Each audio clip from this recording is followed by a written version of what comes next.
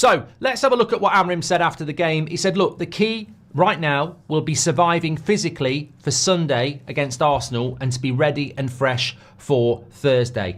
I think that, look, I saw a lot of people talking about the fact that Zubimendi wasn't playing for Sociedad last night. Can I just give you a list of players? No Martinez, no Agate, no Mainu, no Ahmad. Those 4 players start for Manchester United. Agate, Martinez, Mainu and Ahmad. 3 of them definitely do. I think 4 of them do. So, yes, they're missing Zubimendi. We're missing nearly half a team. We also didn't replace Rashford and Antony that would give us more options from the bench. Hello, everybody. Today's clip is supported by Sleeper. Before we dive in, let me tell you a bit more about Sleeper. This app is making serious waves. It was the #1 downloaded sports app in the US during the NFL season, even beating heavyweights such as ESPN and Yahoo. Sleeper isn't just popular, it's because they truly deliver the best fantasy experience. You get deeper customization, more league options, and all the bells and whistles that make managing your fantasy team a blast. But that's not all. Sleeper is growing a fantastic community with several million people using it daily for their sports fix. Sleeper has a broad appeal and is genuinely built for everyone. So, if you're looking to up your fantasy game, make sure to check out Sleeper by clicking the link in the video description. Trust me, you won't regret it. I think it's absolutely appalling. And we know we've got the protests, and we know there's a lot of people very unhappy about a multitude of things, and there's more sackings apparently going on at Man United. But we have to focus in on the fact that Manchester United Football Club is a massive institution with a massive fan base, and we are a big football club. And the embarrassment that's being showered on us at the moment is ridiculous. I was embarrassed last night as a Man United fan to look at our bench and see only 2 senior players in Lindelof and Eriksen. Neither of them are attackers. That's appalling. That is absolutely embarrassing. In a game of that magnitude, where we need to win this tournament, we're basically saying we can't sub off our attackers because we don't have any. It's disgusting. It's absolutely embarrassing. And I know the ticket rises are bad, and I know the stadium is bad, and I know the sackings are bad, and I know the debt is bad. But fundamentally, when you look at that game yesterday, that Becker who came on for Sociedad is a bag of shit, really. He looked like bloody Mbappe because he was quick, he was energetic, and he was direct. And that's why he's on the bench for 20 minutes. He comes on and he does that. We've got Eriksen coming on the right wing. It's embarrassing. And why is it? Why has that happened to Manchester United? If people can't see the reality of the situation staring them in the face at the moment, it is this. They are running that football club into the ground. They are cutting so deep that you can see the bone. And Manchester United are in big, big trouble. The January transfer window was an opportunity to bring a couple of loan players in, like Villa have done, like other clubs have done, and strengthen the bench.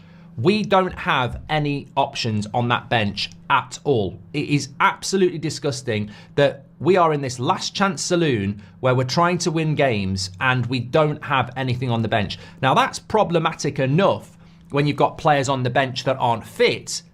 So when you've got players in the first team that aren't playing well, but there's also something called fatigue.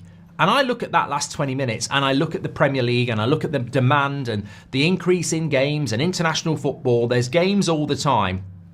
Everybody knows, from Pep Guardiola to Carlo Ancelotti, that in the last 20 minutes of a game, even Jurgen Klopp used to do it with Salah, Ange does it with Son. You don't keep your best player on for 90 minutes. If you do sometimes, but it literally is. You can have Mo Salah, who's tired, on best player on the pitch. Mo Salah can be the best player on the pitch. But at 70 minutes, he might be tired and you might be better off bringing Harvey Elliott on for 20 minutes because you'll get more out of it. We're literally putting players on the pitch and going, run yourself into the ground. We haven't got anybody else. Extra time and penalties last week as well, Shane. This is 100% on Ineos and the Glazers. To not do anything in January is killing us now. And also, let's not forget, we let Rashford and Antony go and didn't replace them. So I would hold that thought before we move on, and for the rest of the weekend and for the rest of this season.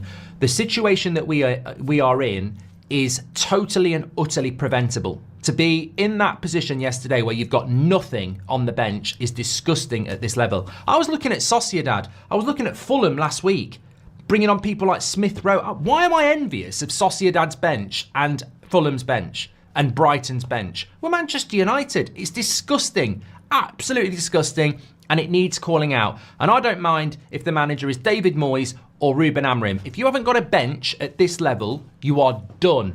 Absolutely done. And that was the problem. And that leads into what Amorim's saying about survival on Sunday. What do you do? What do you do for the game on Sunday? I want to know what you would do. Personally, I don't want anyone to play a minute. And this is controversial, but you can't pick the kids. I don't think we've even got 11 kids who could play. And if you did play the kids, we might get beat 15-0. So you can't do that. People saying play the kids like Annie. I agree with you. But if you do it, the reality is they'll get beat 15-0. And that's just burning a load of kids and probably getting a record loss against Arsenal. So you can't do that. So therefore, you've got to pick the likes of Mazraoui and Bruno and Xerxes and maybe Garnacho and Dalot. You've got to pick these players who are going to then be impacted for the game on Thursday. The best scenario is this game not being played. But obviously that's not going to happen because it's a Premier League game. But we don't need this game. Like, we absolutely need the rest. We've got an injury crisis. Agate and Maguire may not be back, and you can't play them anyway. So there's nobody coming back for the game on Sunday. It's just absolutely the worst scenario possible to have a game on Sunday when we absolutely need to win on Thursday. And the Premier League doesn't mean anything either, does it? So, look, I'd love the game not to happen, but that's not going to happen, is it? Just the reality of the situation, I just want to say, I actually think my big frustration last night was that we should have won the game. My big frustration was that we didn't win the game, and we should have won the game, and we've put ourselves back in a position where it's a draw and anything can happen in the next leg. We should have been coming out of that game with a 1-goal lead or 2-goal lead. So I'm frustrated. I'm still frustrated. That, as I said, some people don't agree with me on this. Amorim coached a win last night. The players masterminded a draw. Now, you can also put into that maybe fatigue, but for me, Amorim coached a win last night. And also, can we just get a moment for our Goldbridge? That's the end of the clip. I'm sure you enjoyed it. In fact, I bet that's the best clip you've ever watched. So there's no reason not to subscribe to the channel. Click the bell icon so you never miss a clip again. In fact, smash a like on the video because we all know only legends like videos, and you are all legends. So please smash a like on the video, and we will see you again on the next one. Thank you very much for watching, as always.